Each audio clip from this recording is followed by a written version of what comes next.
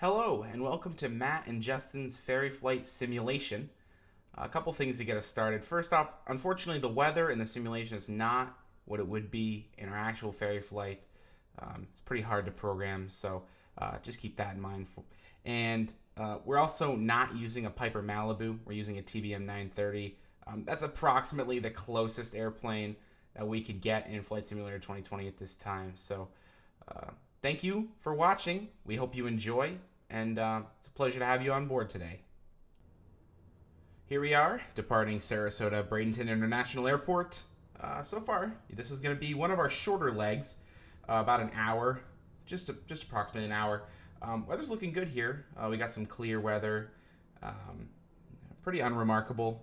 We chose to go to Tallahassee as our next stop, just so we wouldn't have to traverse the Gulf of Mexico and just have some land beneath us if something were to arise. So, yep, that's our first leg. Here's our approach into Tallahassee, runway 27. Winds are nice and calm. Not much to be said here. We're just stopping here for some gas, top off before we head to Midland, Texas for another fuel stop. And then we'll be on our way to Palo Alto after that. In the interest of time here, we're going to skip from our departure to Tallahassee right to our departure here in Midland.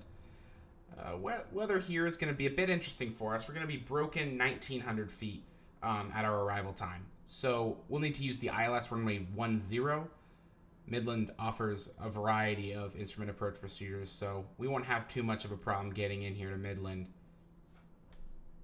Our arrival here to Palo Alto, California, our last stop in the continental U.S. before we continue the trek across the Pacific Ocean to Hawaii. It's rather uneventful. Nice weather here coming in, not a problem for us. However, departure from Palo Alto is a bit of a different story. Since we're staying the night here, taking a rest, it seems that the weather's changed. We're overcast 1,700 feet on our departure, so not too much of an issue as we'll be climbing above the weather, but we'll see a little bit of IMC before we get to our final cruising altitude. At this point in our flight, exactly 1,011 nautical miles off of the coast of the continental U.S., on course to Hilo, Hawaii, is our point of no return. This point is where we're committed to landing in Hawaii. We have up until this point to turn around should there be a weather change or an emergency, but after this point, we will no longer have enough fuel to make it back to the U.S. So, it's a very big decision. Yes, welcome to beautiful Hilo, Hawaii. Unfortunately, our weather's a bit less than desirable. Not enough to turn around at our point of no return, but we've got some IFR conditions here. 2.5 statute miles of visibility, some light rain, and scattered 1,400 clouds.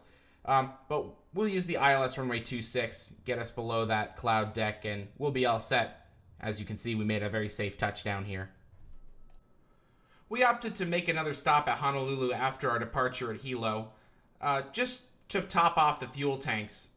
With full fuel in our ferry tank, we'll be able to get to Midway, decide if we can or can't land there, and have enough fuel to get back. So we thought this was a good move, especially since Midway, really not a whole lot of other alternates there. So we just thought this was a safe backup to top off here at Honolulu.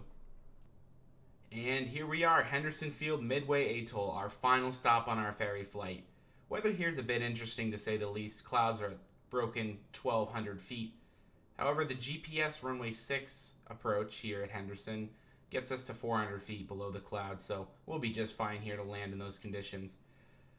Thanks so much again for watching, and I hope you enjoyed our simulated ferry flight, and hopefully the customer will be happy with this new airplane as well.